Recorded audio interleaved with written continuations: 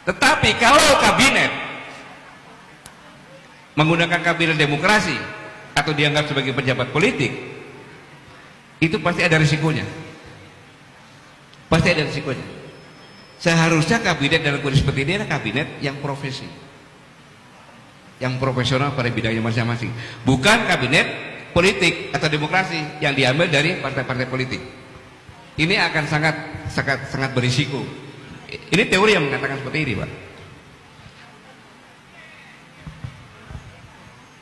Dan selanjutnya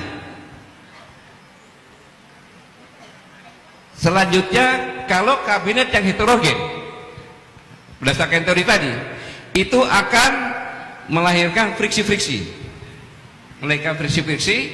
habis itu ke depan bisa melahirkan politbiro, organisasi dalam organisasi. Friksi ini sudah terlihat. Ya, saya lanjutkan lagi. Jadi friksi-friksi sudah mulai terlihat. Terlihatnya sangat menyorok sekali. Ketika Pak Prabowo dengan Mas Gibran jalan menyalami para menteri, ketika Bahlil salaman dengan Pak Prabowo biasa aja berdiri dia salaman, tapi begitu Gibran lewat dia cium tangannya Gibran.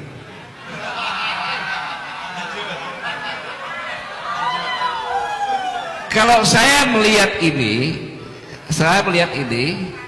bahwa dalam pikiran analisa saya ini, dalam pikiran Bahlil, bahwa ini adalah pemimpin saya dan akan menjadi pemimpin saya, dan dia punya kekuatan yang luar biasa, maka saya harus mencium tangannya. Itu falsafah kan gitu. Ini friksi yang pertama muncul, nanti ada kelompoknya wakil presiden, kelompoknya presiden. Belum lagi kalau saya seorang tentara, saya selalu berpikir tentang ancaman.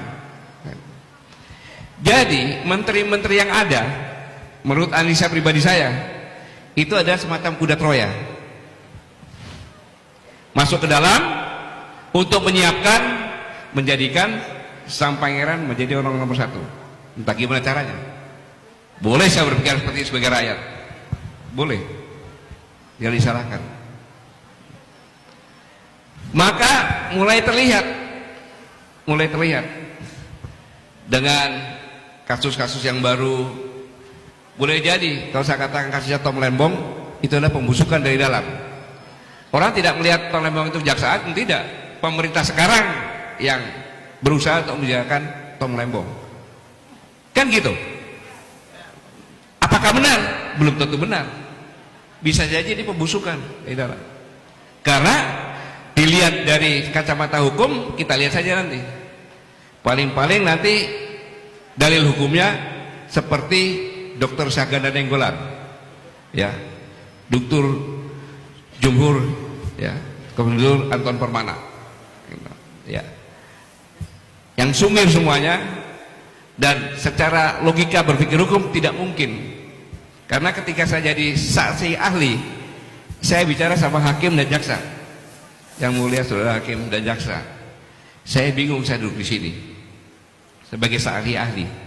Seharusnya saya duduk sini sebagai terdakwa, karena tuduhan yang disampaikan kepada Anton Permana tentang masalah Omnibus Law itu mengutip persis dari pernyataan kami yang saya tanda-tandai. Maka yang mengutip dijadikan terdakwa, yang membuat sebagai saksi ahli, dan berdasarkan keputusan Mahkamah Konstitusi apa dikatakan itu benar. Dan nah itulah hukum di kita ini gambarannya. Yang ketiga, tentang masalah Menteri Kominfo yang kemungkinan terlibat.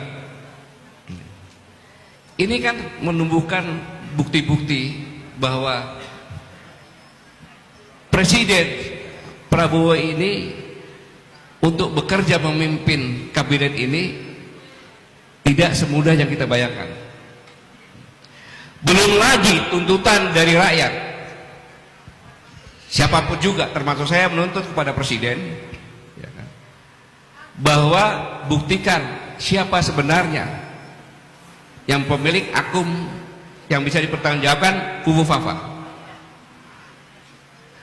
apapun katakan Profesor Jimli bilang begana begini, tapi kalau saya sebagai rakyat, saya punya presiden Pak Prabowo, seorang yang saya banggakan, kemudian di dalam akun itu dikatakan sebagai seperti binatang yang makanannya kerucu. Kerucu itu adalah anak semut, telur semut itu, seperti binatang tergiling. Saya tidak terima. Saya menunggu sampai benar-benar ada kepastian secara hukum. Kalau pengamat nggak dipakai gitu, tidak bisa membuat keputusan hukum pakai gitu, tapi harus secara hukum, dan itu mudah. Dalam forum ini saya mengingatkan, apabila itu tidak bisa diungkap, maka jangan heran kalau orang takut menabung di bank. ATM kita, bank kita bisa diambil alih rekeningnya oleh hacker-hacker, dan itu bukan pekerjaan yang susah, karena tidak bisa ungkap. Suatu saat kalau rekening kita tiba-tiba nol, hilang, saya tidak ngambil, terus bank tidak bisa mencari, pasti nggak bisa mencari. Akun gampang kayak itu nggak bisa dicari. Ini merupakan beban kerja juga bagi pemerintah yang sekarang ini. Satu sisi tadi saya katakan, apalagi sudah diuraikan dengan host tadi, bahwa sesuai dengan organisasi kan seharusnya kan kita membentuk organisasi, tujuannya apa, dibuat strukturnya, baru diisi dengan orang-orang sesuai dengan struktur itu untuk tugas masing-masing kan gitu. Inilah yang saya sampaikan bahwa kondisi seperti ini. Kemudian ancaman yang paling nyata yang kedua adalah di akhir jabatan. Pada tahun 2030 kita bonus demografi yang banyaknya itu 2 kali lipat dengan non produktif. 2 kali lipat. Saya ulangi, bonus demografi kita ini adalah jumlahnya 2 kali lipat dari non produktif, yang produktif. Artinya apa? Artinya disitulah kita bisa melihat bangsa ini akan jatuh ke jurang sungguh-sungguh atau akan meroket.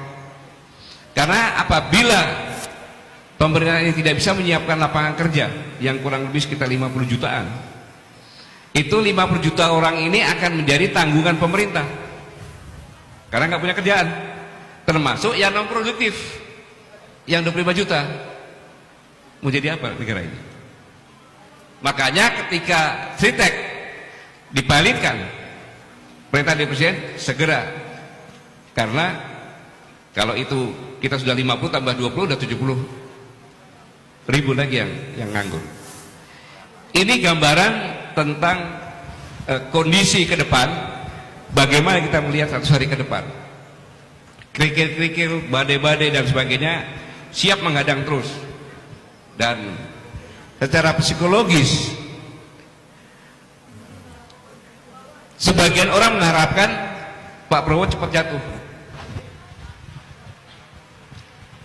Ini nyata loh, agar wakil presiden bisa naik kan gitu. Nah, kira-kira ini yang bisa saya sampaikan. Tidak ada alternatif bagi kita. Forum seperti ini adalah bagus. Forum akan melihat semuanya, dan saya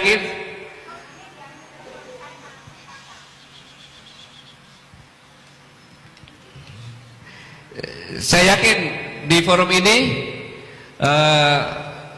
Partai Masyumi akan mencari solusi-solusi untuk memberikan masukan kepada pemerintah agar pemerintah itu bisa berjalan lebih baik.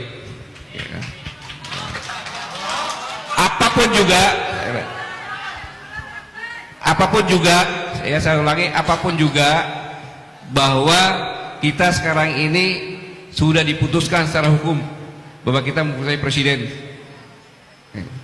Kemudian kalau saya sudah sampaikan banyak rintangan-rintangan ini, kita justru menjadi faktor yang membuat sulit lagi, maka kita siap-siap aja akan melihat bangsa ini akan jatuh. Tetapi kita mengamati dengan seksama, ada batas waktunya tentunya. Ada batas waktunya enggak? Apabila batas waktu yang tertentu ini tidak makin baik, maka kita harus bersuara menyampaikan solusi-solusi yang terbaik. Jadi sekarang ini saya yakin kita memberikan mempelajari semuanya untuk memberikan solusi yang terbaik untuk mendukung pemerintahan ini dengan batas waktu tertentu. Kalau batas waktu tertentu ada indikasi bangsa ini akan hancur, tidak mungkin kita akan tinggal diam saja. Ya, kita akan berikan masukan-masukan secara struktural, kemudian dengan solusi-solusi yang ada. Saya pikir ini tujuannya kita diskusi di sini, dan saya tidak bisa memberikan yang lebih lagi karena yang pertama adalah kabinet ini heterogen, sedangkan negara tidak dalam kondisi baik-baik saja, dan kabinet ini adalah kabinet demokrasi, bukan kabinet profesi. Kemudian ancaman ekonomi sangat luar biasa. Jerman pun yang negara kuat ekonominya persiapan runtuh hanya karena partainya, dan tidak mudah berubah semuanya ini karena sistem sudah dirubah dari dulunya ini. Dengan berubah Undang-Undang 45 ini sistemnya jadi seperti ini. Jadi tidak mudah dalam memimpin kapal, kalau saya bilang kapal negara itu untuk menghadapi badai ini. Ya, saya hanya menghimbau, mari kita bergandengan tangan untuk sama-sama mendukung sambil mengamati pada saat-saat tertentu yang apabila sudah kelihatan akan turun, akan hancur, maka kita semuanya harus bangkit bersama-sama untuk mengangkat agar tidak jatuh lagi. Saya pikir Bung Yani, ini yang bisa saya sampaikan, dan saya tidak bisa selesai karena saya ada pengajian lagi. Saya pikir itu aja. Kalau ada kata-kata yang kurang berkenan, kurang baik, itulah saya manusia biasa. Saya mohon maaf. Terima kasih. Wassalamualaikum warahmatullahi wabarakatuh. Waalaikumsalam.